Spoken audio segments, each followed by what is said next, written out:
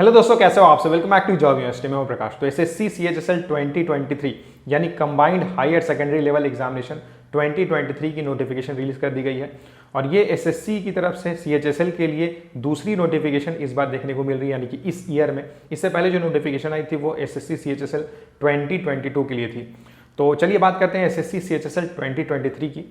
तो इस बार 1600 post vacancy release की गई है, 1600 पोस्ट वैकेंसी रिलीज की गई। हालांकि उम्मीद थी कि 4000 से ज़्यादा वैकेंसी देखने को मिलेगी, लेकिन दूसरी बार वैकेंसी रिलीज की जा रही है एक ही साल में, तो हो सकता है उतनी ज़्यादा वैकेंसी क्रिएट नहीं हो पाएगी, इसलिए 1600 वैकेंसी देखने को मिल रही है। तो चलिए बात करते हैं एसएससी सीएचएसएल में किन किन पोस्ट में वैकेंसी रिलीज की गई है, अप्लाई करने की एलिजिबिलिटी क्राइटेरिया क्या है, एज लिमिट क्या रिक्वायर्ड है, सिलेक्शन का प्रोसेस क्या रहने वाला है, एग्जामिनेशन पैटर्न क्या रहेगा, सिलेबस क्या रहती है।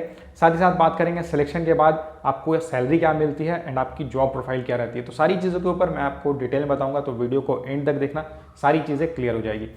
तो यहाँ टोटल 1600 पोस्ट वैकेंसी रिलीज की गई है, 1600 वैकेंसी रिलीज की गई है।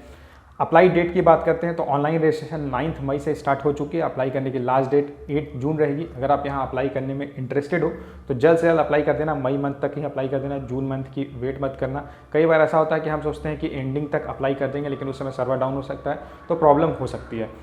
एप्लीकेशन फीस की बात करें तो अगर आप जनरल ओबीसी या ईडब्ल्यूएस कैटेगरी में आते हो तो आपको 100 रुपीज़ एप्लीकेशन फ़ी पे करना होगा। बाकी कैंडिडेट्स को कोई एप्लीकेशन फ़ी पे नहीं करना होगा। अगर आप फॉर्म फिल करते हो उसके बाद अगर कोई मिस्टेक कर देते हो तो करेक्शन के लिए भी आपको यहाँ मौका मिलता है। 14 एंड 15 जून को आप करेक्शन कर सकते हो, लेकिन उसके लिए आपको 200 रुपीज़ एक्स्ट्रा पे करना होगा। तो इसलिए मैं आपसे कहूँगा कि जब आप फॉर्म फिल कर रहे हो उसी समय आप बहुत सावधानी से भरना, ताकि कोई मिस्टेक ना हो, नहीं तो फिर उसे करेक्ट करने में आपको बिना मतलब पैसा वेस्ट होगा।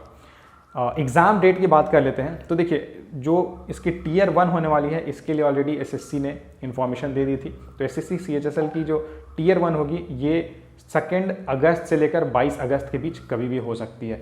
बहुत सारे कैंडिडेट्स यहाँ फॉर्म फिल करते हैं, तो इसलिए अलग अलग डेज में एग्ज़ाम होती है। एज लिमिट की बात करते हैं तो अप्लाई करने की मिनिमम एज 18 ईयर्स है एंड मैक्सिमम 27 ईयर्स है। लेकिन अगर आप कैटेगरी में आते हो तो आपको एज में रिलैक्सेशन मिलेगा। SC/ST कैंडिडेट्स को 5 ईयर्स का एज में रिलैक्सेशन मिल जाता है एंड OBC कैंडिडेट्स को 3 ईयर्स का एज में रिलैक्सेशन मिल जाता है। अगर डेट ऑफ बर्थ की बात करें तो 2 अगस्त 1996 से लेकर 1 अगस्त 2005 तक अगर आपकी डेट ऑफ बर्थ है तो आप यहाँ अप्लाई कर सकते हो, और अगर आप कैटेगरी में आते हो तो आपको एज में छूट मिल जाएगा। क्वालिफिकेशन की बात करें तो यहाँ 12th पास रिक्वायर्ड है। अगर आपने 12th पास किया हुआ है तो आप एसएससी सीएचएसएल के लिए अप्लाई कर सकते हो। 12th पास कैंडिडेट्स के लिए ये बहुत बड़ी अपॉर्चुनिटी है। यहाँ लाखों कैंडिडेट्स अप्लाई करते हैं, कंपटीशन बहुत टफ रहता है क्योंकि जॉब भी बहुत बेहतरीन है। अगर यहाँ पोस्ट की बात करें तो देखिए, LDC लोअर डिवीजन क्लर्क और जूनियर सेक्रेटरीट असिस्टेंट के पोस्ट में वैकेंसी निकली हुई है, और साथ ही साथ DO यानी डेटा एंट्री ऑपरेटर के पोस्ट में वैकेंसी रिलीज की गई है। कुल मिलाकर 1600 वैकेंसी रिलीज की गई है। एग्जाम पैटर्न की बात कर लेते हैं तो यहाँ 2 टीयर में आपका एग्जाम होता है या 2 फेजेज में आपका एग्जाम होता है। पहले आपको टीयर 1 देना होता है एंड उसके बाद आपको टीयर 2 के लिए कॉल किया जाता है। टीयर 1 क्वालिफाइंग रहता है। टीयर 1 की डिटेल में बात करते हैं तो एग्जाम पैटर्न की बात करें तो टीयर 1 में आपसे 100 क्वेश्चंस पूछे जाते हैं। हर क्वेश्चन 2 मार्क्स का होता है, तो 200 मार्क्स का आपका एग्जाम रहता है और इसके लिए आपको 1 आवर का टाइम मिलता है।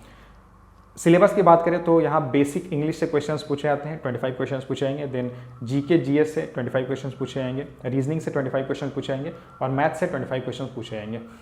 टीयर 1 क्वालिफाइंग रहता है। टीयर 1 क्वालिफाई करने के बाद आपको टीयर 2 के लिए कॉल किया जाता है। टीयर 2 के एग्जाम के पैटर्न की बात करते हैं तो देखिए, टीयर 2 में 2 अलग अलग सेशन में आपका एग्जाम होता है, सेशन 1 एंड सेशन 2, और दोनों ही सेशन सेम डे में होते हैं। सेशन 1 की बात करते हैं तो इसमें 3 अलग अलग सेक्शन है, सेक्शन 1, सेक्शन 2 एंड सेक्शन 3। तो सेक्शन 1 में मैथ्स एंड रीजनिंग से क्वेश्चंस पूछे जाते हैं। मैथ्स से 30 क्वेश्चंस पूछे जाएंगे, रीजनिंग से 30 क्वेश्चंस पूछे जाएंगे, यानी कि सेक्शन 1 में टोटल 60 क्वेश्चंस पूछे जाएंगे। मैक्सिमम मार्क्स 180 रहेगा, इसके लिए आपको 1 आवर का टाइम मिलेगा। सेक्शन 2 की बात करें तो इसमें इंग्लिश से 40 क्वेश्चंस पूछेंगे एंड जनरल अवेयरनेस से 20 क्वेश्चंस पूछेंगे। तो सेक्शन 2 में भी 60 क्वेश्चंस पूछे जाते हैं, मैक्सिमम मार्क्स 180 रहेगा एंड इसके लिए भी आपको 1 आवर का टाइम मिलता है। और जो फाइनल सेक्शन होता है वो सेक्शन 1 प्लस सेक्शन 2, यानी कि math, reasoning, English and general awareness. इसमें जो आप मार्क्स स्कोर करोगे, आउट ऑफ टोटल 360 मार्क्स आप जो मार्क्स स्कोर करोगे उसी के बेसिस पे फाइनल मेरिट लिस्ट बनती है। सेक्शन 3 की बात करते हो तो कंप्यूटर नॉलेज से 15 क्वेश्चन पूछेंगे, मैक्सिमम मार्क्स 45 रहेगा, इसके लिए आपको 15 मिनट्स का टाइम मिलता है और ये सेक्शन 3 कंप्यूटर नॉलेज क्वालिफाइंग रहता है। अब बात करते हैं टीयर 2 के सेक्शन 2 की, जो आपको सेम डे में देना होता है। तो इसमें skill test and typing test आपकी रहती है।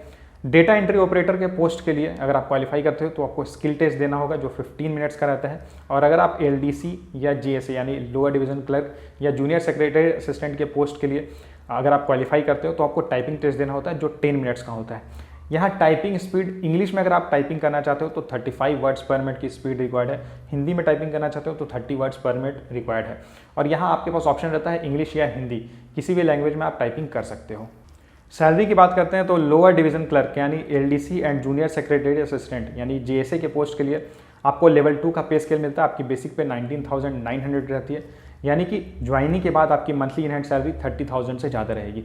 अगर बात करें बाकी पोस्ट की तो data entry operator DO and data entry operator grade A, 2 अलग अलग पोस्ट वैकेंसी रिलीज की गई है। यहाँ पे तो लेवल 4 का पे स्केल मिलता है एंड डिपेंडिंग अपॉन किस मिनिस्ट्री में आपकी पोस्टिंग होती है लेवल 5 का भी पे स्केल आपको मिलता है। तो लेवल 4 का पे स्केल अगर आपको मिलता है तो वहाँ बेसिक पे 25,500 रहेगी, आपकी मंथली इन हैंड सैलरी 35,000 रहेगी। और अगर आपको लेवल 5 का पे स्केल मिलता है तो आपकी बेसिक पे 29,200 रहेगी, तो आपकी monthly in hand salary 40,000 plus रहेगी। एलडीसी, जेएसए एंड डीओ तीनों ही पोस्ट के लिए 12th पास रिक्वायर्ड है, लेकिन डीओ में भी कुछ स्पेसिफिक डिपार्टमेंट्स हैं, कुछ स्पेसिफिक मिनिस्ट्रीज़ हैं, जैसे office of controller and auditor general of India, ministry of consumer affairs, food and public distribution and ministry of culture.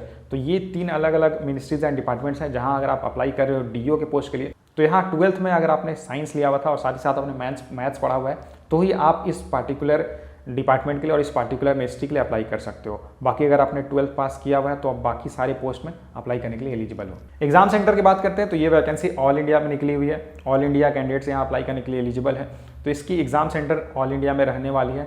तो आप यहाँ पे जब आप फॉर्म फिल करोगे तो आपको ऑप्शन दिया जाएगा, उस समय आप 3 एग्जामिनेशन सेंटर चूज कर सकते हो अपने पसंद के एंड उसके अकॉर्डिंग ही आपको एग्जामिनेशन सेंटर अलॉट होते हैं। जॉब प्रोफाइल की बात कर लेते हैं तो देखिए यहाँ पे तीनों जो पोस्ट निकली हुई है ये क्लेरिकल लेवल की पोस्ट है। डेटा एंट्री ऑपरेटर डीओ की जो पोस्ट है, यहाँ नाम से ही समझ में आता है कि मोस्टली आपको यहाँ जो वर्क रहेगा कंप्यूटर रिलेटेड वर्क ही रहेगा, डेस्क जॉब आपका रहता है, कोई फील्ड वर्क वगैरह नहीं रहता है, आपको डेटा एंट्री करनी होती है।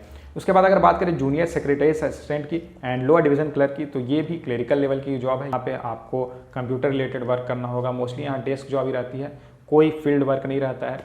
आपके सीनियर जो भी आपको वर्क असाइन करते हैं वो आपको कंप्लीट करना होता है और मोस्टली जो आपका वर्क रहता है वो कंप्यूटर रिलेटेड ही रहता है। ईमेल की रिप्लाई करना, फाइल से रिलेटेड फाइल वगैरह की मेंटेनेंस करना, रिकॉर्ड मेंटेन करना, ये सब काम आपका रहता है।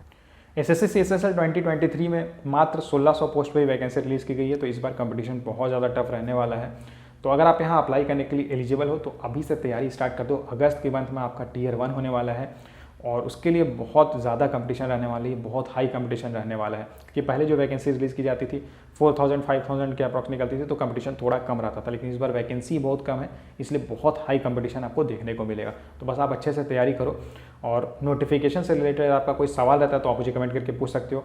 वीडियो अगर अच्छी लगी हो तो वीडियो को लाइक जरूर करना, अपने फ्रेंड्स के साथ शेयर करना एंड चैनल को सब्सक्राइब जरूर करना। Thank you.